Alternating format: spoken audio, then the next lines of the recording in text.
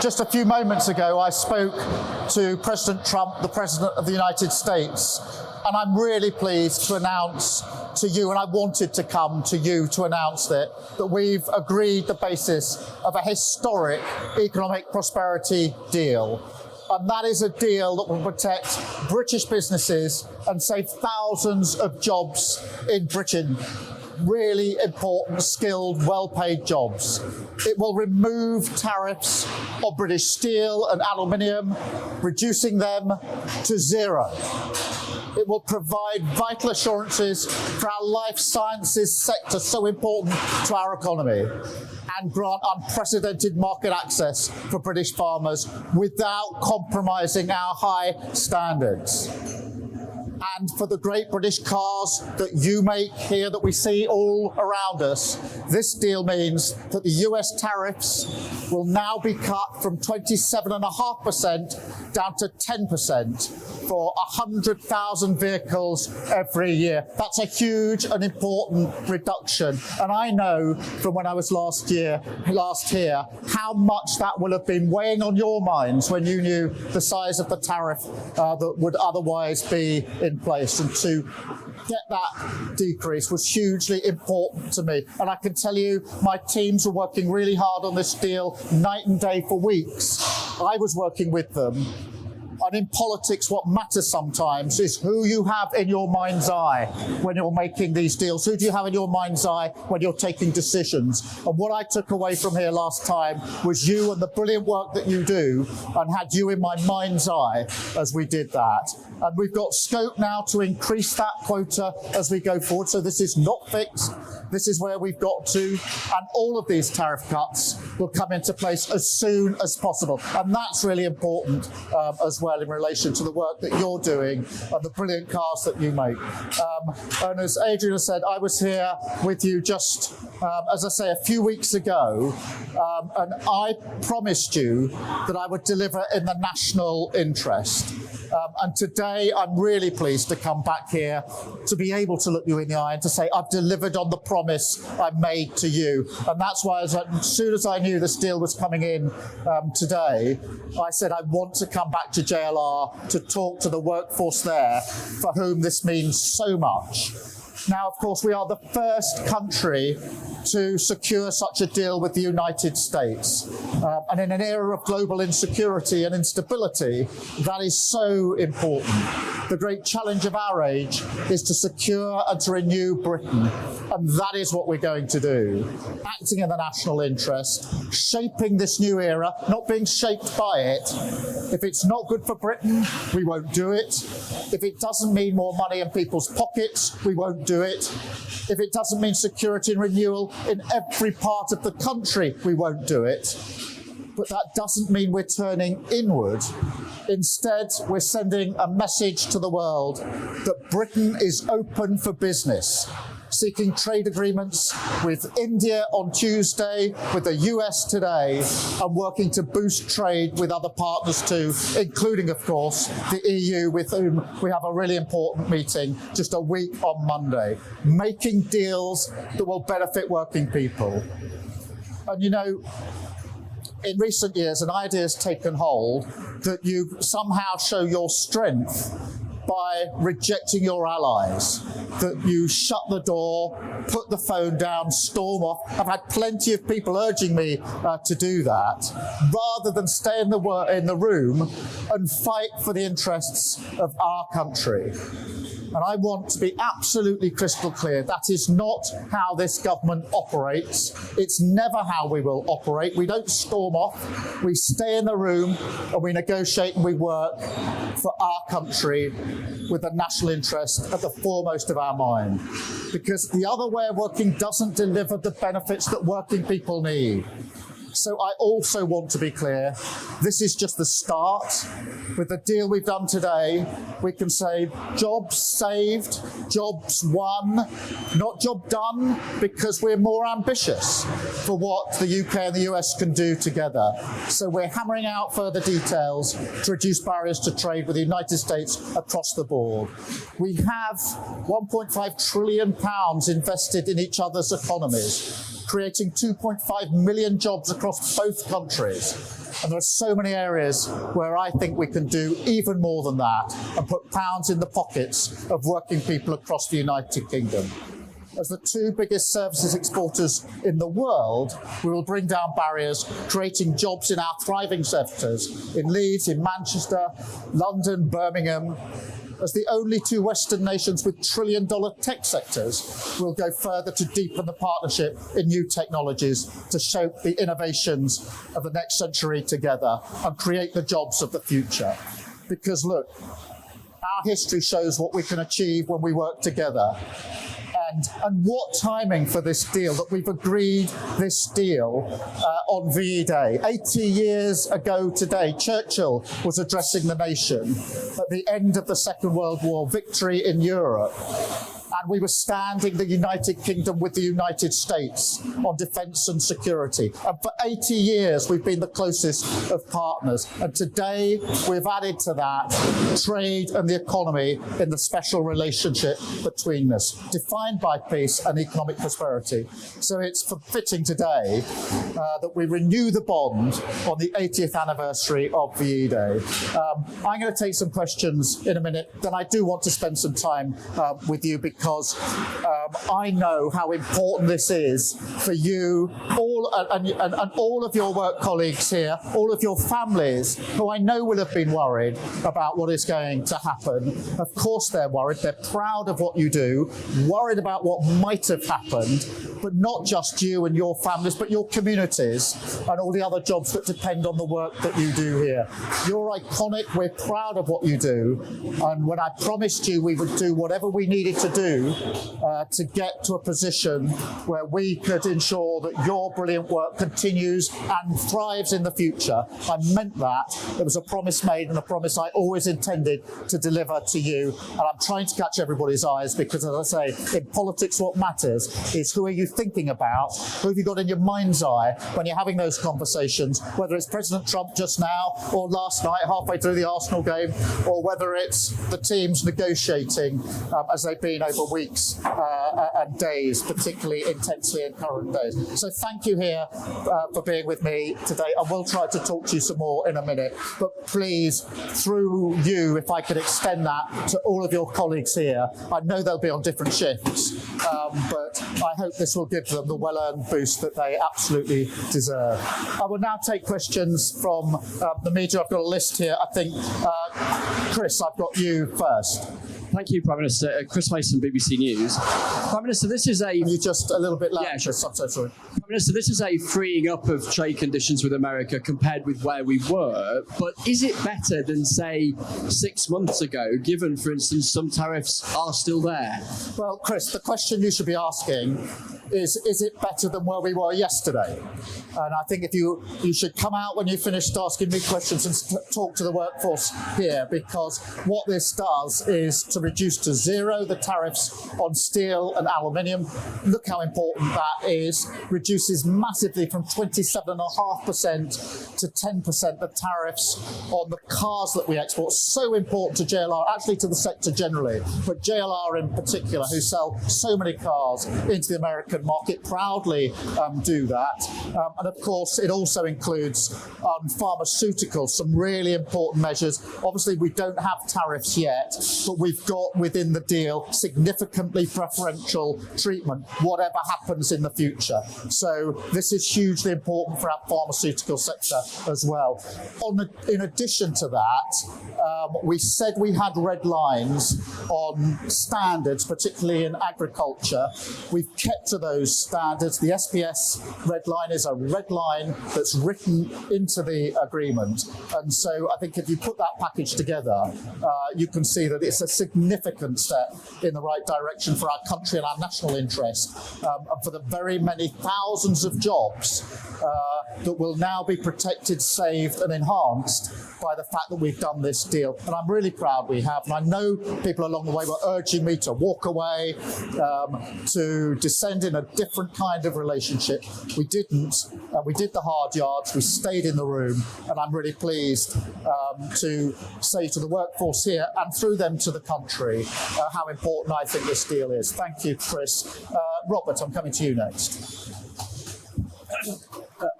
Prime Minister, all the polling shows that the British people think an improved trade deal with the European Union is more important than a US trade deal.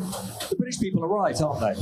Well, Robert, you're already minutes after this deal with the US still pushing me back to shouldn't we choose between the US and the EU? No is the answer to that question. I genuinely believe that we can have a good relationship and agreement with the US and a good relationship and a good agreement with the EU. That's why the red lines have been really important in the way that we've negotiated this. But look what we've shown this week, that through patience, through pragmatism, through not doing politics as performance, but doing politics as the serious art of negotiation. We got a deal 48 hours ago in India, which of course also deals with car manufacturing, by the way, so there's discussion to be had there. We've got the deal now with the US. We go on Monday week to the EU-UK summit, but I've always said that the strength of the UK is being able to deal both with the US and the EU on security and defence and on trade and the economy, and that's the basis on which we've moved forward. And I think the workforce here would say to you in very loud terms, thank goodness you didn't take the advice of others to walk away from the negotiations with the US, because it would be they that would pay the price if we had done that, and I wasn't prepared to let that happen. Thank you, Robert. Beth, Sky News. Thank you, Prime Minister Beth Rigby, Sky News. Back in February, when you did a press conference with Donald Trump in the White House, he said, we could end up with a real trade deal where tariffs wouldn't be necessary. We'll see. Those were Donald Trump's words. And you've come out, and yes, you have a concession on cars. You have a flat tariff still of 10%. Are you disappointed with that? Is this just the start? And to those voters last week in the local elections that gave you the worst ever vote share you've had in a set of elections as a Labour Party, what's your message to them? Thank you. Well, my message to them is that we absolutely get the message that they sent last Thursday.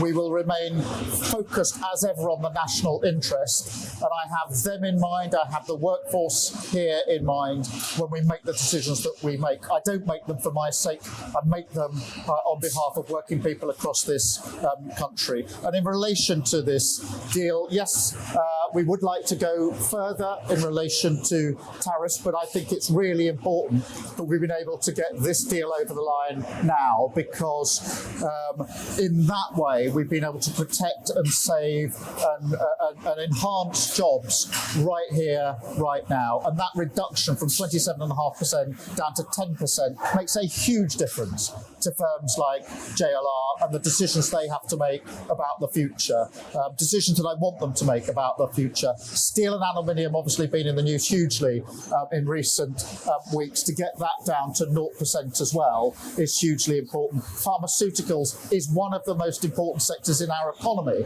and therefore there's nothing to get down at the moment because there isn't a tariff, but if there should be, to already have got into a position of significantly preferential outcomes will, I know, be a welcome relief to them. So I measure this by the reactions of those that are most affected by the tariffs, which is the workforce here, it's those in pharmaceuticals, those that are working in steel and aluminium. But look, there's a huge ambition here. There's a lot in the deal about tech. We are two of the leading economies on tech. There's a huge amount we can do on tech as well. So we want to go further. We want to go further in those areas and on tariffs, keeping our red lines absolutely in place on SBS and on food standards and agricultural standards, because that matters so much to us here in Britain. Thank you, Beth. Paul. Hi there, Paul McRae, Channel 4 News. Afternoon, Prime Minister. Look, business needs certainty.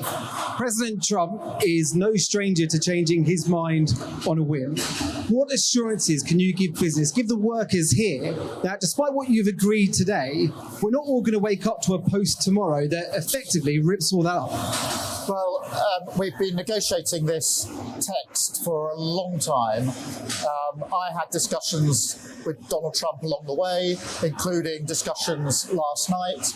We're clearly in agreement. There is a written text. This is reduced to writing. That text will be available. So this is an agreement that is absolutely clear. We've worked well together. We respect each other, the President and I, and we trust each other and have trusted each other through this process. Each of us mandating our negotiating teams to get the best deal for our respective countries. Both teams have fought hard in tough negotiations, and we've arrived at an agreement that I went through with the President last night, and we've just agreed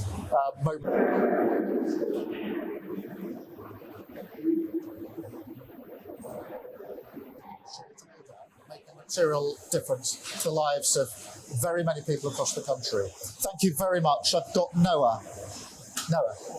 Noah from The Sun. Hi, Prime Minister. I was wondering if you could please spell out for us what your strategy is going to be to get those 10% tariffs down to 0%. I know you're talking a lot about today being job saved, not a job done, but a lot of people will be thinking 10% still isn't good enough. We're worse off than a year ago. How are you going to approach negotiations going forward, and how long will it take till we get to 0%? I will approach the negotiations in the same way I've approached the negotiations with India and with President Trump to get to today's deal.